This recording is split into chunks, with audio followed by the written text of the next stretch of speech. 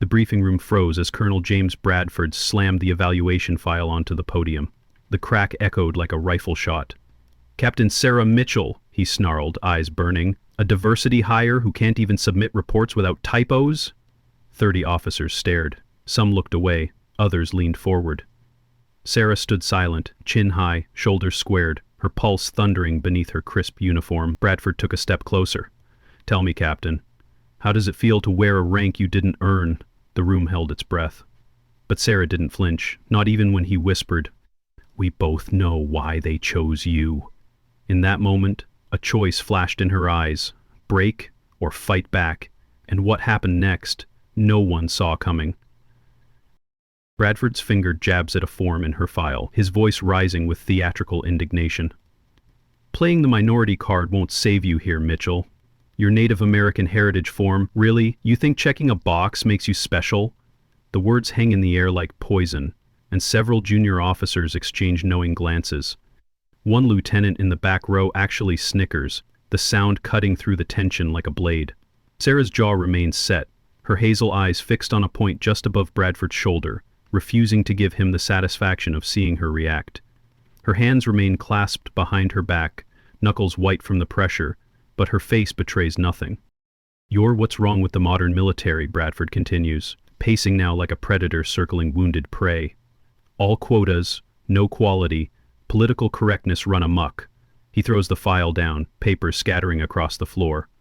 28 years old and still a captain, still filing reports while real pilots fly? "There's a reason for that, Mitchell." The colonel's voice drops to a whisper that somehow carries to every corner of the room. "You'll never fly anything more than a desk. Mark my words, you're an embarrassment to those wings you somehow earned." Sarah's breathing remains steady, controlled, even as her heart pounds against her ribs. The wall clock behind Bradford shows 11:52. In exactly 8 minutes, everything will change, though no one in this room could possibly imagine how a simple woman they've all overlooked will become the only thing standing between Edwards Air Force Base and complete catastrophe. Think about it. How many times have you seen someone judged before they even had a chance? I'm watching from California, and this story hit close to home. Where are you watching from? Drop your location below. Let's see how far this reaches. The alarm clock glows 4:30 in the morning, but Sarah Mitchell is already awake, has been for the past 10 minutes, lying in the darkness of her modest base housing unit. The walls are bare except for a single framed photograph on her nightstand, partially turned away from view. She rises with practiced silence, her movements economical and precise. The bathroom mirror reflects a face that most would call unremarkable. Pleasant enough, but forgettable. This is by design. She brushes her teeth for exactly 2 minutes, ties her hair back in the same regulation bun she's worn for 3 years, never varying, never drawing attention. Her uniform hangs ready, pressed to perfection the night before, every crease sharp enough to cut, every insignia positioned to the millimeter. Excellence hidden in the mundane. By 5:15 she's walking across the still dark base, her footsteps echoing on empty sidewalks. The desert air carries the scent of jet fuel and morning dew, a combination that makes her pulse quicken despite herself. She passes the flight line where F-16s sit silent, their sleek forms barely visible in the pre-dawn gloom. Her fingers twitch involuntarily, muscle memory of 1,000 hours in cockpits she's not supposed to remember. She forces her hands still and continues walking. The administration building is empty when she arrives, just as she prefers. She makes coffee for the entire office, knowing most will assume the cleaning staff did it. By 6, she's at her desk, sorting through reports that other officers can't be bothered to complete properly. Logistics requests, maintenance schedules, fuel consumption reports, the unglamorous backbone of air operations that everyone depends on, but no one wants to handle. When her colleagues begin arriving at 7, most don't acknowledge her presence. Captain Torres walks past without a glance, discussing last night's basketball game with Lieutenant Chen. Major Williams grabs coffee without a thank you, already deep in conversation about weekend flying schedules. Sarah remains invisible, a ghost in plain sight, fingers flying across her keyboard as she corrects errors in their reports before filing them. At 7:45, she overhears a group of pilots near the coffee machine. "Did you see the new diversity statistics?" one laughs. "Apparently we need more inclusion." As if flying skills care about your chromosomes. Another pilot glances in Sarah's direction. Case in point, Mitchell there probably got her wings through some quota program. Bet she can't even handle a Cessna in clear weather. They laugh and move on, never noticing how her typing never falters, how her breathing remains perfectly controlled. In her locker, hidden behind a spare uniform, hangs a small dream catcher. Her grandmother made it 60 years ago, weaving protection and warrior spirit into every thread. Sarah touches it briefly during lunch break when no one's watching. The beads feel warm under her fingers, carrying memories of stories told around fires, of ancestors who flew on different wings. She closes the locker and returns to her desk. Lunch is always the same, sandwich eaten while studying technical manuals. Today it's the F-16's emergency procedures, revision 7.4. Maintenance Chief Martinez passes by, notices the manual. "Why bother, Mitchell? You're just reserve admin. Those birds aren't for you." Sarah offers a small smile. "I like to understand what I'm filing reports about, Chief." He shrugs and walks away, missing how her fingers trace flight patterns on the desk, unconsciously following approach vectors and combat maneuvers. Later that afternoon, Sarah finds an anonymous thank you note tucked under her keyboard. The handwriting is careful, deliberately disguised. "Your report saved us 6 hours of troubleshooting. Nevada Test Range appreciates pilots who understand details matter." She reads it twice before sliding it into her pocket. Someone noticed. Someone remembered. The note joins others hidden in her apartment, small acknowledgments from those who've benefited from her invisible expertise. She never keeps them for vanity. They're reminders that service doesn't require recognition. At 3:15, an F-16 roars overhead, practicing touch-and-go landings. Sarah's head turns instinctively, her trained ear catching the slight irregularity in engine harmonics that suggests the pilot is riding the throttle too hard. She makes a note to check the maintenance logs later, ensure the ground crew catches it before it becomes a problem. Bradford's secretary Janet is organizing old files when she stumbles across something odd. 3 classified commendation letters, dated 3 years ago, recipient's name completely redacted. Only the achievements remain visible. Extraordinary pilot skills under extreme conditions, saved critical assets valued at over $2 billion, exceptional courage in the face of deadly threat. Janet shows them to another secretary, whispering, "Who do you think this was?" They speculate about various pilots on base, never considering the quiet woman filing reports 10 feet away. Sarah's hands show the truth to those who know how to look. Calluses in specific places that only come from gripping a control stick through high-G maneuvers. Her small frame hides a core strength built through countless hours fighting acceleration forces that would crush ordinary people. When she walks, there's a slight favor to her left shoulder, an old injury from pulling 9 Gs in a spiral descent, though the medical records of that flight no longer exist under her name. The story begins 3 years ago in a congressional hearing room in Washington. Sarah, then flying under a different name, sits before a panel of senators, her testimony about to destroy one of the defense industry's most powerful contractors. Prometheus Defense Corporation had been falsifying test data on their new autonomous combat drones, hiding fatal flaws that would have killed pilots and civilians alike. Sarah discovered the cover-up during a classified test flight when the drone nearly caused her to crash. Instead of staying silent for career preservation, she spoke truth to power. The death threats started within hours of her testimony. Professional killers, corporate mercenaries, even corrupt military officers on Prometheus's payroll, all hunting the pilot who'd cost them billions in contracts. The military made a choice: create Sarah Mitchell a completely fabricated identity with an unremarkable service record. The real pilot ceased to exist, at least officially. Only 3 people knew the truth: the Pentagon's chief of staff, her handler in witness protection, and Edwards Air Force Base's previous commander, Colonel Morrison. Morrison died of a heart attack 2 months ago, taking the secret to his grave. The new identity was crafted to be invisible, average test scores, middle-of-the-pack performance reviews, nothing to draw attention. Sarah could have left the service entirely, hidden in civilian life. Instead, she chose to continue serving, accepting a reserve position that kept her close to the sky she loved, even if she could only watch others fly. The irony wasn't lost on her, one of America's most decorated test pilots, reduced to filing flight reports for pilots who couldn't match her skill on their best day. But service, true service, doesn't require recognition. What would you have done in her position? Speak up or stay silent? Let me know below. Emergency drill alarms pierce the morning calm at 1100 hours. All active-duty pilots scramble to their aircraft while support personnel rush to battle stations. Sarah moves to the auxiliary control room, her assigned position during drills. Her job? Coordinate communications between ground control and airborne assets. Simple work that any lieutenant could handle, but she performs it with the same precision she once brought to experimental aircraft testing. The pilot's chatter fills her headset as they taxi toward runways. She notices immediately that Captain Rodriguez is approaching runway 24 at the wrong angle for current wind conditions. Before she can key her microphone, Bradford's voice cuts through. "Mitchell, just log the timestamps. Leave the flying to real pilots." Tech Sergeant Chen works the radar station beside her, a sharp-eyed young man who's been watching Sarah more carefully than she realizes. As the drill progresses, he notices something odd.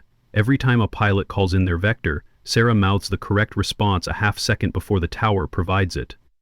When Lieutenant Patterson requests an approach pattern, Sarah's fingers tap out adjustments on her desk, the exact corrections ground control suggests moments later. During a particularly complex formation maneuver, she whispers under her breath, 3 degrees left. Thompson, you're drifting." Sure enough, Major Thompson's aircraft drifts right, requiring tower intervention. Chen pretends to focus on his screen while mentally cataloging these impossibilities. The mission briefing for tomorrow's exercise appears on Sarah's desk for filing. She reads through it methodically, her expression never changing, even as her trained eye spots a critical error. The flight plan calls for approach vectors that will put aircraft dangerously close to civilian air traffic patterns during peak hours. It's the kind of mistake that could lead to disaster, or at best mission cancellation and embarrassment. She stands, report in hand, and approaches the briefing room, where Bradford holds court with senior pilots. "Sir, there's an issue with tomorrow's flight plan." Bradford doesn't let her finish. "Stick to your paperwork, Mitchell. If there were problems, real pilots would have caught them." The room erupts in laughter. Sarah returns to her desk, places the report in the filing cabinet, and makes a private notation in her personal log. Chen can't shake his curiosity. During his break, he accesses the personnel database, using his clearance to dig deeper into Sarah Mitchell's records. What he finds makes no sense. Her file begins 3 years ago, appearing out of nowhere, with a middle-tier training record from a base that closed 5 years ago. The dates don't align. Going deeper, he finds gaps, 6 months here, 3 months there, filled with generic placeholder text. Then he hits encrypted files. Classification levels beyond his access. The headers are partially visible. Classified, Operation, Stormbreak, Eye Only, Ghosthawk Proctal, Witness, Security Designation Alpha. His hands shake slightly as he closes the files. Whatever Sarah Mitchell is, she's not what she appears. Digging through physical training records, Chen discovers something extraordinary, hidden in mundane medical data. Sarah's physiological test results are buried in appendices no one reads. Top 1% reaction times, exceptional G-force tolerance ratings that seem impossible for her small frame, vision acuity that matches fighter pilot elites. Her flight simulator scores, logged under administrative familiarity training, show combat proficiency across 6 different aircraft types. Not just proficiency, mastery. The kind of scores that belong in recruitment posters, not filing cabinets. Chen cross-preferences dates and locations. Every gap in her record corresponds to classified operations in Nevada, California, and Alaska. Test pilot territory, black project zones.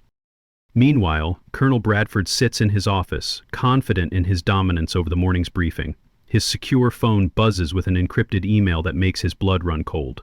"Ghost Hawk is among you. The Phantom pilot walks your halls. Find them before they find you. The sender is anonymous, routing through military servers he can't trace. Ghost Hawk, the call sign that haunted defense contractors' nightmares. The pilot who exposed Project Prometheus, who testified against untouchable corporations, who disappeared into witness protection after surviving multiple assassination attempts." Bradford's face pales as he realizes the implications. If Ghost Hawk is at Edwards, if they're gathering evidence of his own side dealings with contractors, his career is over. He launches into action, ordering security sweeps of all female pilots on base. Ghost Hawk's general description was known: female, exceptional pilot, small stature. His interrogations start with the obvious candidates: Major Thompson, Captain Rodriguez, Lieutenant Commander Williams. Each woman is pulled into his office, questioned about their backgrounds, their loyalties, their connections to Nevada testing grounds. None match the profile, Too tall, too young, too old, wrong ethnicity. Bradford's paranoia grows with each failed identification. He overlooks the obvious, the woman he humiliated hours earlier. Sarah Mitchell is too pathetic, too unremarkable to be the legendary Ghost Hawk, a diversity hire who files reports. Couldn't possibly be the pilot who flew experimental aircraft at the edge of human capability. The base commander's emergency phone rings at 11:56. Nevada's restricted airspace has been breached by an unidentified aircraft approaching at Mach 2, not responding to any communications. Trajectory analysis shows Edwards Air Force Base as the target, arrival time in minutes. All primary combat pilots are airborne in the opposite sector, 30 minutes, from intercept position. The drill has left the base virtually defenseless. Ground-based defenses can't lock onto the bogey. It's using some kind of advanced stealth technology. Bradford storms into the command center, still hunting his Phantom while a real threat races toward them. "Where are our intercept assets?" he demands. The duty officer's response chills everyone. "Sir, all combat-ready pilots are engaged in the exercise. We have no one available for immediate launch." Sarah's hand tightens imperceptibly on her coffee mug, the only external sign of the storm raging inside her. 3 years of hiding, of watching others fly while she filed their reports. 3 years of silence while her skills atrophied and her spirit dimmed. Now, with the base under genuine threat and no one else to turn to, the universe seems to be forcing her hand. Chen watches her from across the room, sees the micro-expressions flashing across her face. Calculation, determination, resignation. Something is about to change. The wall clock shows 11:58. In 2 minutes, carefully constructed lies will shatter, and the woman everyone overlooked will have to choose between continued safety and sworn duty. Who's the unsung hero in your life? Share their story in the comments. The alarms shift from drill patterns to the urgent wail of genuine emergency. Sarah Mitchell stands slowly, setting down her coffee mug with deliberate calm. Her voice cuts through the chaos with unexpected authority. "Sir, I'm rated for intercept." The command center falls silent. Bradford turns, his face a mask of incredulity and rage. You? You can barely file reports correctly, Mitchell. This isn't time for delusions of grandeur." Sarah reaches into her uniform pocket, producing a sealed envelope she's carried every day for 3 years, hoping never to need it. "Colonel, I respectfully suggest you read this. We have approximately 90 seconds before that aircraft enters terminal approach vector." Bradford snatches the envelope, tearing it open with impatient fingers. His face transforms from annoyance to confusion to absolute shock as he reads. The orders are signed by the Pentagon's highest authorities, dated 3 years ago, maintained and renewed monthly. Captain Sarah Mitchell, he reads aloud, voice faltering, is hereby authorized for immediate combat flight operations under emergency protocols. Previous qualification: test pilot, experimental aircraft division, call sign, Ghost Hawk. The papers flutter from his nerveless fingers. Around the room, junior officers gasp.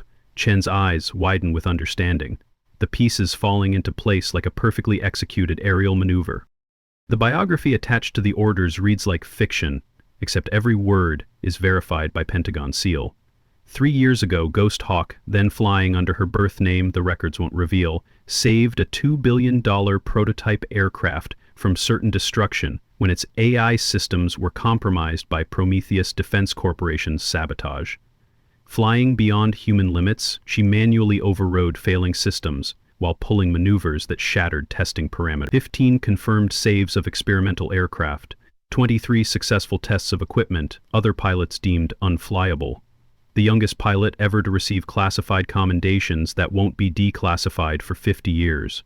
Then came the congressional testimony that ended her visible career but saved countless lives. Bradford's mouth opens and closes soundlessly. The woman he'd called a diversity hire holds more flight hours in experimental aircraft than his entire squadron combined.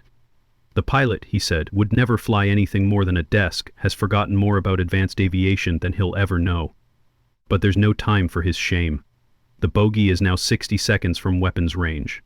Sarah doesn't wait for his approval. She's already moving, muscle memory taking over as she sprints toward the flight line. Chen keys the intercom. Clear runway 3 for emergency launch. Ghost Hawk is flying. The maintenance crew barely has time to register her approach before Sarah's vaulting into the cockpit of the nearest F-16. No time for proper gear, no time for standard procedures. Her hands fly across controls with supernatural speed, bringing the sleeping fighter to life. Chief Martinez runs toward the aircraft, waving his arms, then stops as he sees her face through the canopy. The determination there brooks no argument. This isn't the mild Captain Mitchell who files reports. This is someone else entirely. Someone who's been hiding in plain sight.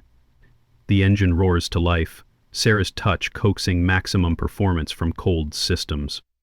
Tower control stammers through clearance protocols until Bradford's voice cuts through. "Let her fly. Clear all runways. Ghost Hawk has priority."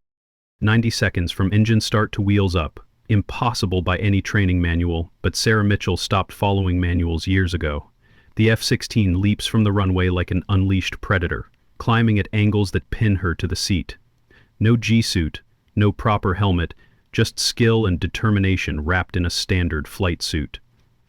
Her vision tunnels from acceleration forces that would incapacitate most pilots, but she's endured worse. The altimeter spins wildly, 10,000, 20,000, 30,000 feet in what seems like heartbeats. Ground control feeds her vectors, but she's already calculated the intercept in her head. 40,000 feet, where the sky turns purple and Earth curves below.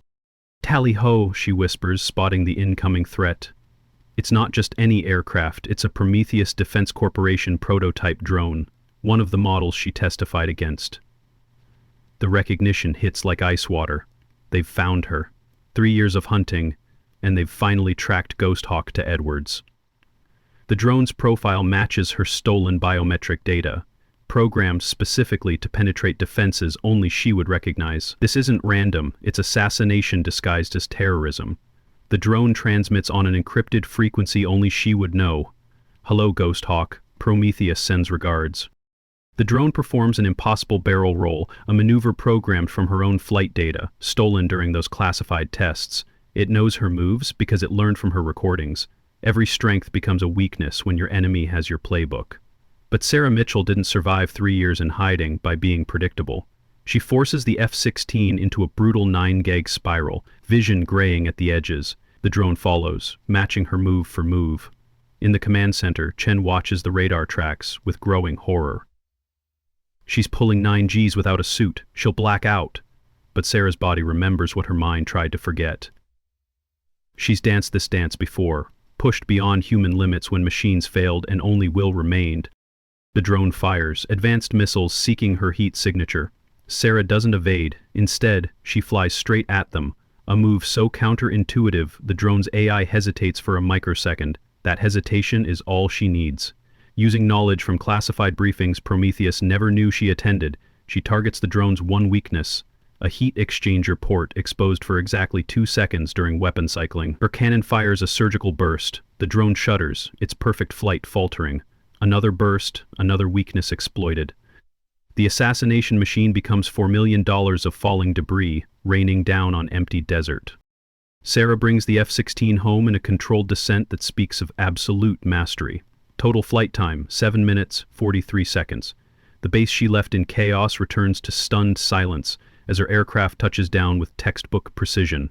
Ground crew rush to the aircraft as she opens the canopy, expecting to find a pilot pushed beyond endurance. Instead, Sarah climbs down with steady hands, her expression calm despite the sweat soaking her uniform. She walks past gathering crowds, past saluting officers, past a stunned Bradford who reaches out as if to shake her hand. "I don't need your approval, sir," she says quietly, never breaking stride. In the briefing room an hour later, the drone's black box reveals truths that destroy careers. Bradford's name appears in encrypted files, payment records from Prometheus, pilot profiles sold for promotion promises, classified schedules leaked for personal gain. His discrimination wasn't just prejudice but calculated cover for treason. He sold out his own people, including Sarah's location, believing she was too insignificant to be Ghost Hawk. Military police arrest him on the tarmac where he once held court, his protests echoing across the flight line. 25 years minimum for espionage, perhaps life for attempted murder of a federal witness. The Prometheus executives named in the drone's memory face their own reckoning. Federal agents, armed with evidence from the attempted assassination, raid corporate offices from Nevada to Washington. The investigation reveals a web of corruption reaching into Congress, the Pentagon, defense contractors across the nation. All because one pilot chose truth over comfort, service over safety. Sarah Mitchell returns to her desk the next morning. filing reports as if nothing changed. Those who know watch in awe as she performs mundane tasks with the same precision she brought to saving their lives. Offers pour in: squadron command, test pilot positions, Pentagon posts. She declines them all with polite notes written on standard military stationery. Instead, she establishes an anonymous scholarship through a law firm, funding flight training for female Native American pilots. The only requirement: service without recognition, excellence without acclaim. The committee never knows their benefactor's name. 6 months later, young pilots notice the woman who helps with their paperwork sometimes watches their training flights. They call her Ghost, not knowing why, just sensing something different about her attention. Captain Jessica Yazier, 23 and eager, finds an old article about Ghost Hawk's classified flights while researching advanced maneuvers. The photograph is heavily redacted, but something about the pilot's stance seems familiar. She glances at Sarah, recognition dawning slowly. Sarah catches her looking and offers the slightest smile. "Sometimes the best warriors choose when to be seen," she says quietly, then returns to her filing. A month later, alarms sound again. Another crisis, another threat approaching from the desert sky. Yazzie panics, her training insufficient for the challenge ahead. "Who can handle this?" she asks the room desperately. Sarah materializes behind her, calm as morning mist. "You can," she says simply. "I'll guide you." She takes the auxiliary control position, her voice steady in Yazzie's earpiece as the young pilot runs to her aircraft. Sarah guides her through the intercept, sharing wisdom earned in fire and shadow. The threat neutralizes. Yazzie lands, to cheers and congratulations. Sarah watches from the control room window, her reflection showing not just her face but her grandfather's spirit. The warrior who taught her that strength needs no announcement, that service requires no spotlight. The dream catcher in her locker catches afternoon light, its shadows dancing like aircraft in formation. Ghost Hawk flies still, just differently now. True strength needs no announcement. Excellence speaks in silence, and somewhere in the sky above Edwards, eagles soar alongside metal birds, all guardians of the same sacred trust.